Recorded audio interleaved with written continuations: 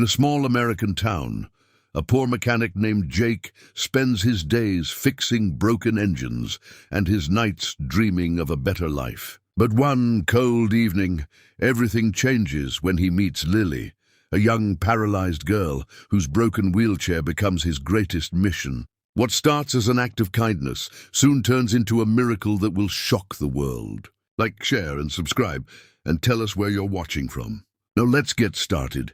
In a quiet corner of a small American town, a 28-year-old mechanic named Jake Miller worked long hours in his rundown garage. The walls were cracked, the roof leaked whenever it rained, and the faint smell of oil and gasoline hung in the air like a familiar friend. Jake had always been known as the guy who could fix anything, from old farm trucks to motorcycles barely holding together. But despite his skill, life hadn't been kind to him. His father's debts had swallowed most of his earnings, and the shop barely made enough to keep the lights on. Still, Jake never lost his gentle heart. He believed that kindness was worth more than money, even if it didn't pay the bills. One chilly evening, while Jake was tightening bolts on an old pickup, he heard the faint sound of something scraping against the pavement outside. Curious, he stepped out of the garage and saw a young woman struggling to move her wheelchair across the street. The wheels were bent, and the right side wouldn't turn properly. She was about 20, with long brown hair tied in a loose ponytail and eyes filled with quiet pain. Jake quickly put down his wrench and jogged over. "Hey, need some help?" he asked, his voice gentle. The girl looked embarrassed but nodded. "Yeah, it's stuck again. The wheel keeps locking up." Jake crouched beside her wheelchair, inspecting the damage. "Looks like the bearings are completely gone." "You've been using this for a while, huh?" She smiled weakly. "It's old, like me." Then, realizing how that sounded, she let out a soft laugh. "I mean, it's been with me since my accident 2 years ago. Haven't been able to afford a new one." Something about the way she said that hit Jake deep. He stood up and looked into her tired eyes. "Tell you what," he said, "let me take it to my shop. I'll see what I can do." "Oh no, I can't pay," she began, but Jake interrupted with a wave of his hand. "Did I ask for money? Just let me fix it. I hate seeing something broken when it could work again." She hesitated, then nodded. "Okay, my name's Lily." "Jake," he said, smiling. "Nice to meet you, Lily." He carefully pushed her wheelchair back to his garage while she walked beside him slowly, balancing on her crutches. Inside, the dim fluorescent lights flickered as Jake examined the chair more closely. It wasn't just broken, it was falling apart. Rust had eaten through the frame, and the wheels were on the verge of snapping. But instead of discouraging him, it sparked an idea. He looked up at her and said quietly, "This isn't worth fixing, Lily. You need something better." She looked down, disappointed. "Yeah, I figured. But like I said, I can't afford anything new." Jake stared at the broken wheelchair for a long moment, then said with determination, "Then I'll build you one." Her eyes widened. "What, you can't just build a wheelchair out of thin air?" Jake chuckled softly. "Maybe not thin air, but I've got a lot of scrap parts around here. Old car engines, bike frames, even some electric motors. It won't be fancy, but it'll move better than this thing." Tears welled up in Lily's eyes. "Why would you do that for me? You don't even know me." Jake shrugged, trying to hide the lump forming in his throat. "Because I know what it's like to feel stuck. And because sometimes people just need a little help to move again." That night, after Lily left, Jake couldn't stop thinking about her.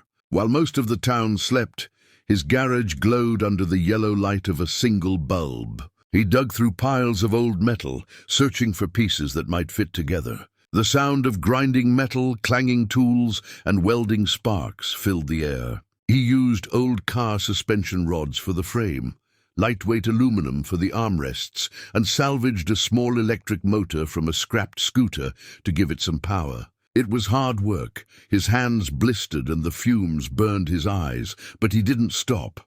Every night he stayed up past midnight, sketching designs on dirty paper and testing the motor. Sometimes it failed and sparks flew dangerously close to his face. He'd laugh it off, wipe the sweat from his brow and keep going. In those quiet hours, it wasn't just metal he was shaping. It was hope. Days turned into a week. Lily came by a few times, bringing him coffee and cookies she'd baked herself. They talked between repairs, sharing stories about their lives. She told him about the accident that took her mobility, a drunk driver who ran a red light. She had dreams once of studying design in college, but those dreams faded when her wheelchair became her world. Jake listened quietly, never pitying her, only encouraging her. "Dreams don't die, Lily," he said one evening while adjusting the chair's electric system. "Sometimes they just take a different road." Lily smiled softly. "You talk like someone who's been through a lot." He looked down at the floor. "Maybe, but you know what? I think people like us, we find meaning in helping others." When he finally finished, the wheelchair looked nothing like the broken one she'd been using. It was sleek, modern, and powerful. The wheels turned effortlessly, the seat adjusted smoothly, and the electric motor hummed quietly when it moved. He even added LED lights to the sides, "So you'll shine at night," he joked. The morning he called Lily to show her, she arrived in disbelief. When Jake rolled out the new wheelchair, she covered her mouth in shock. "Oh my God. Jake, this is beautiful." He smiled shyly. "Go on, try it." She sat down carefully, her hands trembling. As she pressed the control switch, the chair moved forward smoothly, gliding across the floor like a dream. Tears streamed down her face. She looked up at him, her voice breaking. "It's perfect. I don't even know how to thank you." Jake rubbed the back of his neck, smiling faintly. "Just promise me you'll use it to chase those dreams again." At that moment, something changed inside both of them. For Lily, it was hope reborn. For Jake, it was the quiet joy of knowing that even a poor mechanic could build something far more powerful than a machine. He could build someone's chance at life again. As the morning light poured through the garage window, painting golden lines across the concrete floor, Jake realized something he hadn't felt in years: peace. He didn't know it yet, but that act of kindness would soon travel far beyond their small town and change his life forever. The next morning, sunlight filtered through the dusty windows of Jake's small garage, illuminating the metallic shine of the new wheelchair. Lily rolled into the workshop with a wide smile, her hair tied neatly, her eyes bright in a way he hadn't seen before. She looked at Jake like he was some kind of miracle worker. He wasn't used to that look. He'd always been the man people passed by without noticing, the poor mechanic who fixed cars no one else wanted to touch. But now, for the first time in a long while, someone saw him differently. Lily took another ride around the shop, laughing softly as the wheelchair moved effortlessly. Jake leaned against his tool bench, watching her, a quiet sense of pride glowing in his chest. "Careful," he teased. "You're going to wear out my masterpiece in one day." She stopped and smiled at him. "Jake, you have no idea what this means to me. I can actually go places again without worrying that my wheels will lock up or break. You gave me freedom back." He looked away, pretending to organize his tools. "Just glad it works. That's all I wanted." But it was more than that. Deep down, Jake knew he hadn't just fixed a wheelchair, he'd fixed a part of himself too. The part that had grown tired of struggling, of being invisible. Helping Lily reminded him that his hands could build more than machines. They could rebuild lives. Later that day, a local shopkeeper who'd seen Jake working late nights came by and noticed Lily testing the chair. "That's incredible," the man said, pulling out his phone. "Mind if I record this? People should see what you did." Jake hesitated. He wasn't one for attention, but Lily nudged him playfully. "Come on, let him. You deserve it." The video captured a simple moment, Lily gliding smoothly in her new wheelchair, smiling through tears, while Jake stood in the background with his usual modest grin. The shopkeeper posted it online with the caption, "A small-town mechanic builds a custom wheelchair for a paralyzed girl, proof that kindness still exists." Within hours, the video began to spread. At first it was just a few local shares, then hundreds, and by the next morning, thousands. People from all across the country started commenting, calling Jake a hero. Strangers offered donations. News reporters tried to reach him, but Jake didn't have social media or even a proper phone. He had no idea what was happening. Meanwhile, Lily watched the numbers climb from her small apartment. "Jake has to see this," she whispered, calling him right away. "Hey," Jake said, his voice tired but warm. "Everything okay?" Better than okay." Lily laughed. "You're famous." "Famous?" he repeated, confused. She giggled. "That video of the wheelchair, it's everywhere. You're all over the internet. People are calling you the kindest mechanic in America." Jake chuckled in disbelief. "You're joking. I swear, Jake. You should see the comments. People are saying you're an inspiration." He sat down on a stool, staring at the floor. For years, he'd lived quietly, unnoticed. The idea that people across the country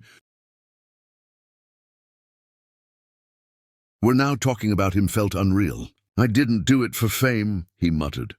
"I know," Lily said softly. "That's what makes it special." Over the next few days, reporters began showing up at his garage. Cameras flashed as Jake tried to go about his work. They asked questions about his life, his past, and what inspired him to build the wheelchair. He answered humbly, never taking full credit. "I just wanted to help a friend," he'd say. And every time he said it, he meant it. Soon, donations began pouring in. Some people sent money, others offered tools, and a few even sent brand new equipment to his garage.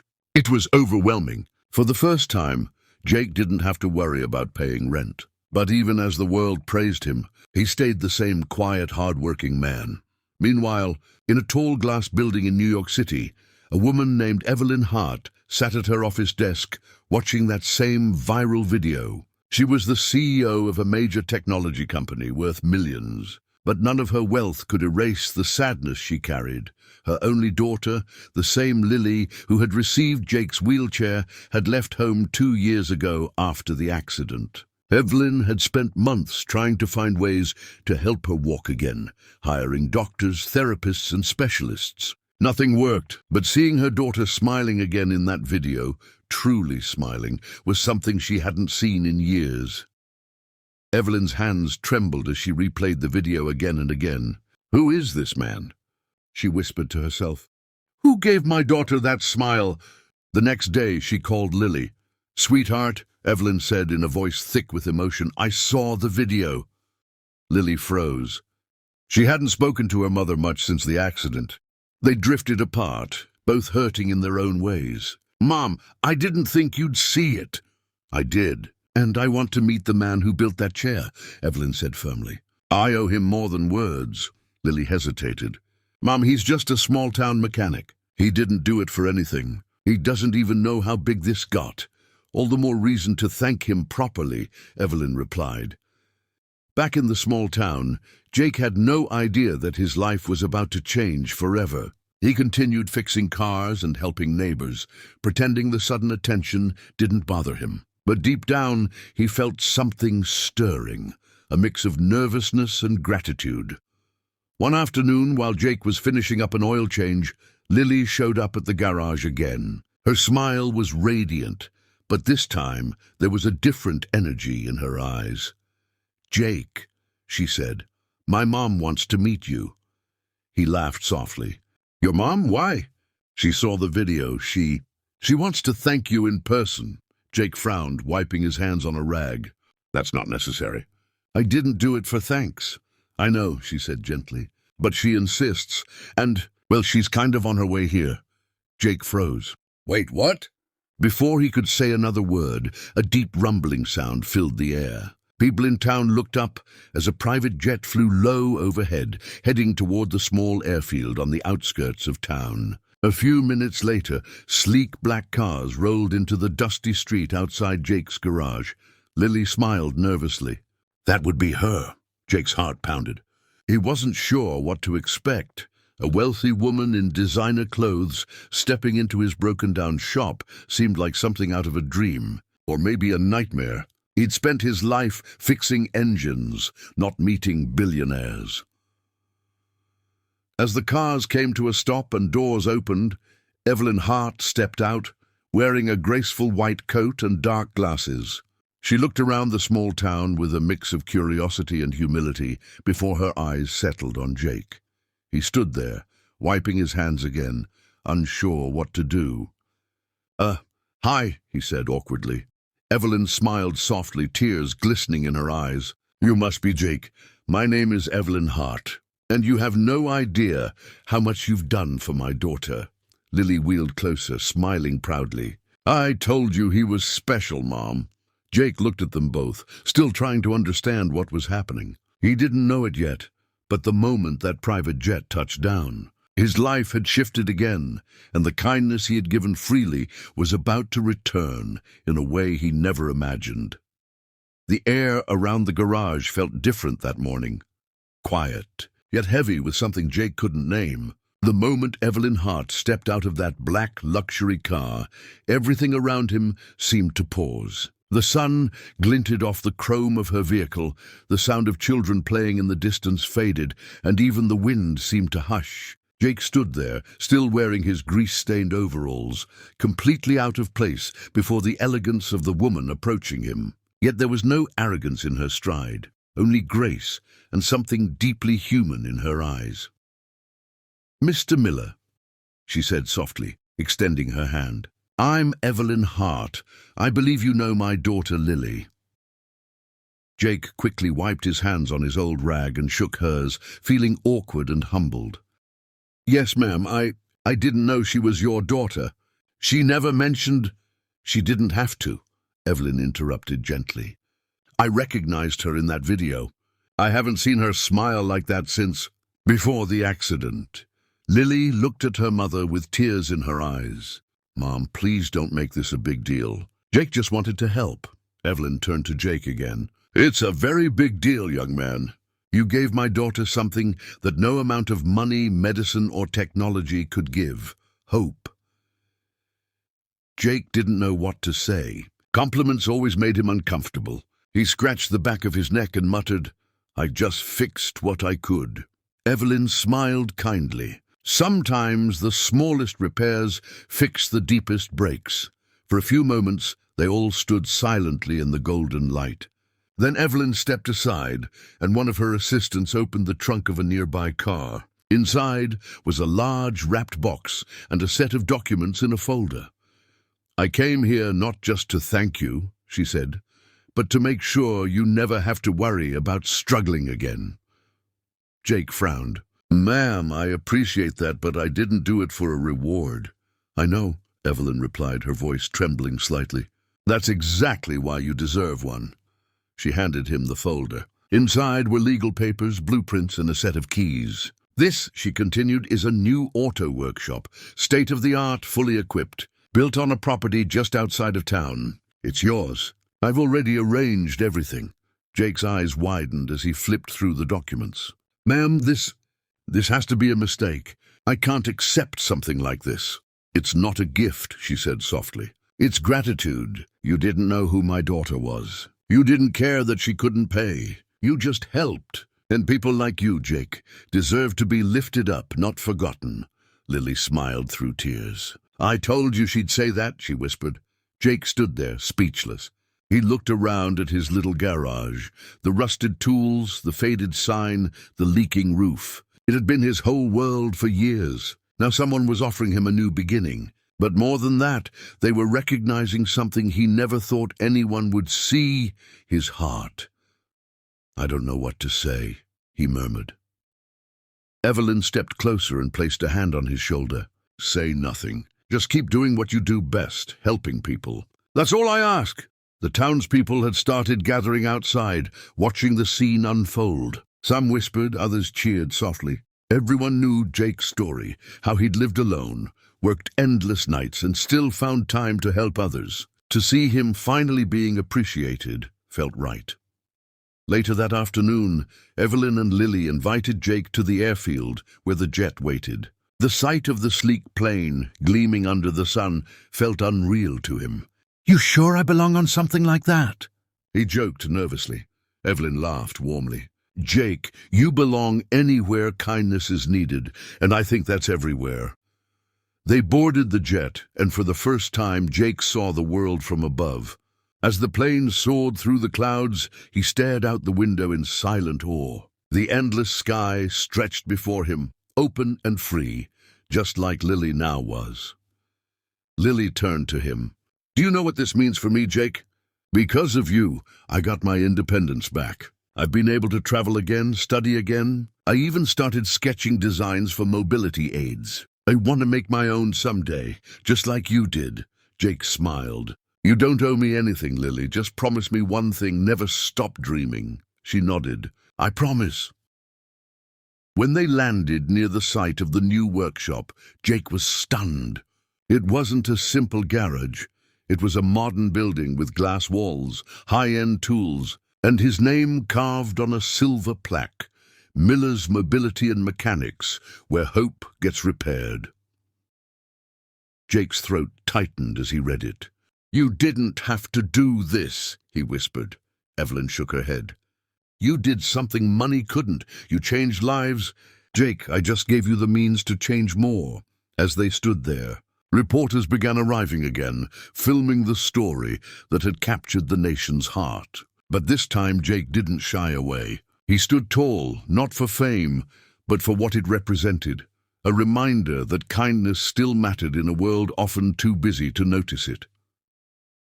A few weeks passed, and Jake's new workshop became a hub for innovation and compassion. He hired local workers who were struggling to find jobs. He started fixing not just cars, but wheelchairs, prosthetics, and mobility scooters, always charging little or nothing. People began calling him the mechanic of miracles.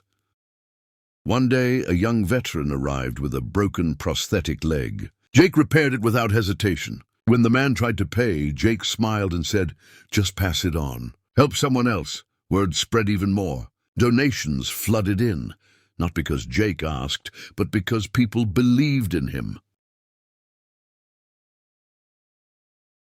His small act of kindness had grown into a movement, and every time he saw someone smile, whether it was a child walking again or an elderly woman moving freely, he thought of Lily.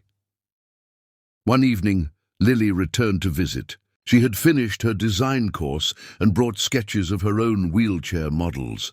"You started this," she told him proudly. "Now it's my turn to build something that helps others." Jake looked at her, filled with quiet pride. "Looks like I'll be needing a partner," he said, grinning.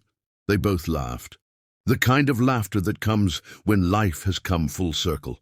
As the sun dipped below the horizon, painting the workshop in golden light, Evelyn arrived one last time. She watched them from a distance, smiling. When Jake noticed her, he walked over.